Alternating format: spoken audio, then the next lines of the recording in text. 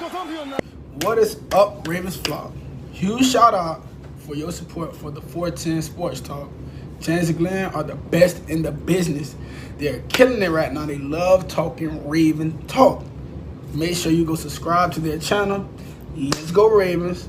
Big trust. Welcome in, everybody, to another edition of 410 Sports Talk, another episode here. I'm James Haskell, along with my co-host Glenn Martin, and as always, our faithful producer DK is in the background, keeping us in line. But here we are to talk. We're here tonight to talk about the only PQ6, Patrick Queen, the one of the middle linebackers of the Baltimore Ravens, and a draft pick, first round draft pick as of 4 years ago. You guys are familiar.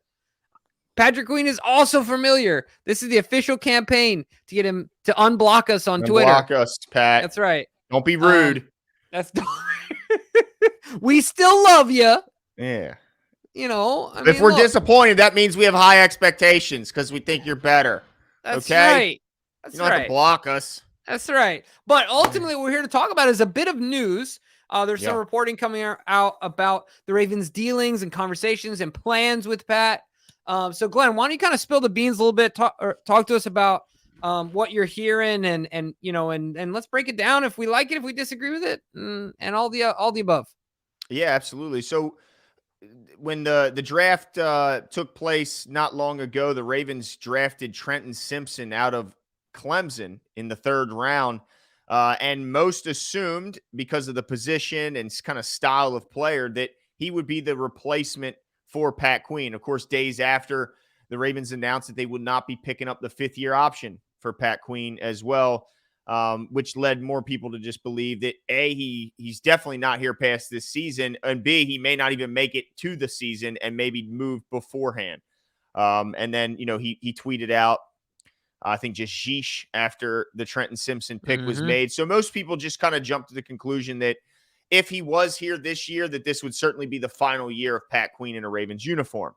And that's understandable because the Ravens, had they decided to pick up the fifth-year option, it would have been a $12.7 million cap hit in that fifth year, which, after paying Roquan, seemed unrealistic for the Ravens to pay that price as well. But recently, Eric DeCosta went on the Lounge podcast on BaltimoreRavens.com and discussed the situation at linebacker and said, and this is a quote, he said, people want to jump to conclusions and say, oh, Simpson is going to replace Patrick. He says, I can tell you this, Patrick Queen had a hell of a year last year. Patrick Queen is very talented, in my mind, Pro Bowl type linebacker. He's going to have a great year this year. We want Patrick Queen on this team. We want to keep him on this team. We will at some point try to get him signed, hopefully to an extension if we can. So, Jimbo, that goes kind of contrary to most people's belief that this is all but, a foregone conclusion that he'll be playing out his last months here on the team, and the Ravens will simply get a comp pick after his departure. Does this at all change your mind after hearing DeCosta's comments? Change my mind about what I think will happen or what I want to happen? What you think will happen. And sure, if you want to tell me what you want to happen, let's hear that as well. What I think will happen. So I think that Eric could be doing a little bit of postulating here. So he might be simply just boosting his value. And maybe working on the trade in the background, or he's, once again, Eric could just be being honest, and it'd be great because, look, in an ideal world, it would be great to get Pat here because he's an above average player. He's an excellent player as a second fiddle in that position where he has a guy like Roquan next to him, and he's very valuable there. But let's be honest, like, he doesn't want a contract that fits that bill. Right. He wants a much bigger contract than that. And honestly, ultimately at the end of the day, money talks. So if I had to lean towards what I think is happening, I think that it's Eric maybe trying to up his value a little bit and trying to, remind other teams that this is a Pro Bowl type player that to get as much as they can out of a situation where Pat's going to, end up walking anyway for a comp pick. So that's what I think could be happening. I'm not saying, look, some people have said, oh, we could get a second for him, we could get a third for him. That's not happening. I don't think we're getting any more than the max value we would get for a compensation pick for him anyway. But ultimately, if a deal gets done, you're talking about what I want to happen. I think that would be great because what that means is that Obviously, Roquan's already locked down, and he's going to be in that specific role for the foreseeable future. Mm-hmm. And we've already seen it. We know he's really good at it, and he's better than a lot of other players, I think, in my opinion. And he's not a rookie that you don't know a lot about. So ultimately, I would be excited if Pat Queen stayed and wouldn't have to wear shoes, wouldn't have to be out over his skis because Roquan's next to him. So I hope I answered your question there. I feel like I said a million things and nothing at the same time. No, I mean, I think everybody wants to keep Pat Queen because he played so well. And there's no doubt you can just look at the difference. If you just look at Pro Football Focus and the way he graded out in his time here as a total defensive grade in 2020, he got a 29.7 rating, Jimbo. 29.7. In 2021, he got better, 43.5 overall defensive rating. But in 2022, 70 overall defensive rating. So, I mean, yeah, he gets a lot of credit there as well as a guy who continued to get better, which he was a super young player when he came in the league. So the expectation was that that's part of the reason why they drafted him is that he did, they didn't know exactly what his ceiling could be because he was so new to the game. And so to his credit, he kept getting better. But I think Roquan certainly played a part in that. I mean, his run defense got better. His tackling numbers got better. His pressure rate got better. His coverage got double, as far as improvement, it doubled. So he got exponentially better. So I think the only reason the Ravens would move him right now is if he's unhappy and expresses a desire to get out. That's the only reason. If he says, and what I think he should say to himself is, man, I played my best football after Roquan got here. Now I have a chance to play with him with a full off season to prepare.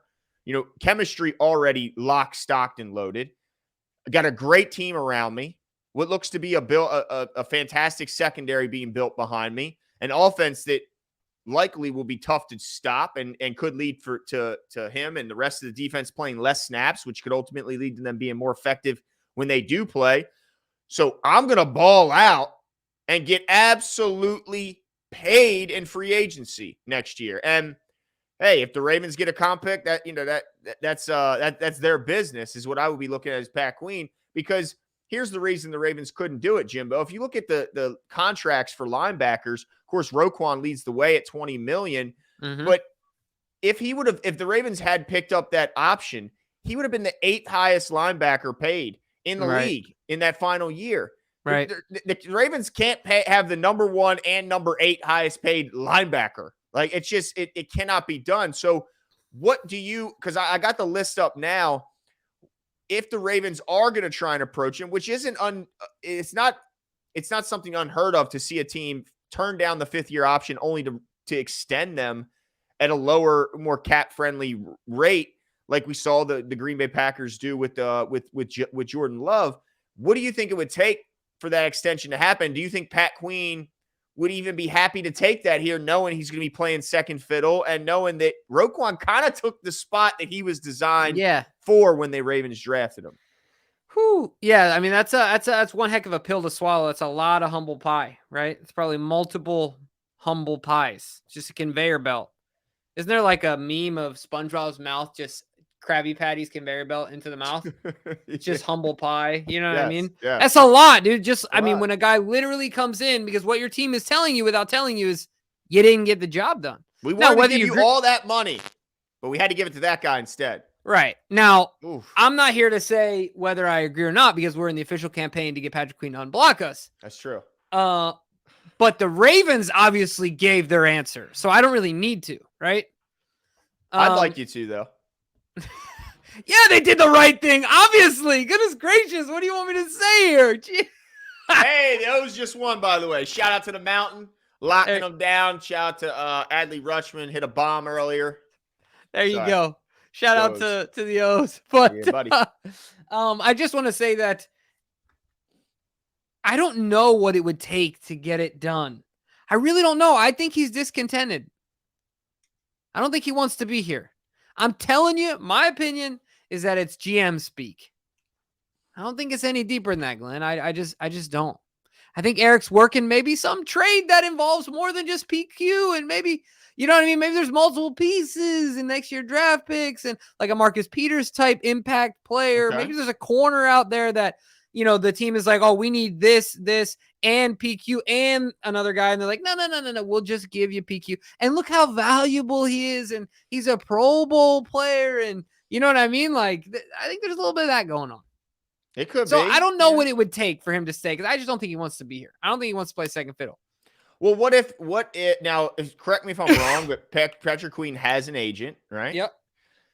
What if his agent has already kind of put feelers out there and heard that the market isn't so strong for him? And maybe the Ravens, you know, would come with an offer that isn't an unfair, disrespectful offer because it's just not a high market for him. And he's happy here in Baltimore with, you know, the facilities, with the team, is familiar with the surroundings, and any chance that's no, he could stay for a year. Okay. But I don't think there's any chance he signs an extension, only because look, all these guys do is bet on themselves. That's all they've been doing their whole lives. Don't some people not want to be the man though? I don't think there's very many players in the NFL that don't want to be the man. I don't think there's very many few first round maybe not picks. admit it. I don't think it's there. I don't think there's a lot of them that are like that. Look, dude, I'm so prideful when it comes to like things that I think I'm gifted at, or like that I've taken time to study or to prepare for, or to like, don't talk to me about certain things and tell me how to do it when I've already done it for 100,000 hours. Right. So like, imagine a guy who's been the guy his whole life. Yeah, but they're not. Every person isn't the same in the NFL. No, you're right. But how do you just get rid of it? There's got to be some that have imposter syndrome, just like everyone in normal life. There's got to be some that have super insecurities about, for sure. I would say am the I majority really of them. worth this? Yeah. So maybe there are some guys that are fine with let that guy steal all the spotlight and have all that pressure, because I'd rather play this Robin role where I don't have a lot of pressure. I'm not getting constantly bashed and criticized after a loss. Roquan can be that guy who stands in front of the mic every week. I don't have to be the guy who does the post-game pressers, and I'll still get paid pretty handsome. Yeah, he can be Jamie Sharper. Hey, I'd be Jamie. I'd be fine being Bart Scott in Baltimore. You know what I'm saying? Yeah. I don't need to be Bart Scott in New York. I hear you, but Bart Scott was an undrafted, like different paths to the league. Yeah, Bart Scott's a different type of animal. Yeah, you know what I mean? He's an undrafted guy, like a scrapyard dog. You know what I mean? Yeah. Where Pat Q is a former first-round pick we're talking about here. Could be hurt. Yeah, for sure, and there's a lot there. So it's an interesting conversation, though. Very interesting. I'm interested to see where it ends up, excuse me, and I'm looking forward to it. But I think ultimately he does. I think he's going to bet on himself, just like Orlando Brown has, just like Lamar Jackson has. Yeah. And I think he says, look, give me a shot somewhere else. I want to be somewhere else where I can get, have the potential to get paid bigger money. So I think he ends up out of here. And I think Eric's doing a little bit of posturing here to try and get as much value out of him. Now out of here after this year? No. I think they move him this year. Wow. Okay. So and I think they move him this year because it gives him the best shot to get to his new team and to show what he can do and then get the deal. Because I think he wouldn't, if he were to stay here, he's not going to get as big of a deal going to his next team, even if he prices himself out here, because they only have tape on him being the guy and not playing very well. But if he can get some tape on himself of being the guy in the team that he's at now, hypothetically, then I think he ends up with a bigger payday. Okay, fair enough. I think he plays out his final year and he's gone. But hey, look, if the Ravens can find a way. Well, and I think like we've said before, if he wants to be out, that's the thing. The Ravens are going to, unless you're Lamar Jackson, they're going to concede. And Lamar's already said he never actually wanted to be out. Well, that's what he says. Yeah. That's what he says. And I tend to believe him. But so we'll see what they do. But let us know what you guys think. Yeah. Are you hopeful the Ravens can come to an extension with Pat Queen, that he's here?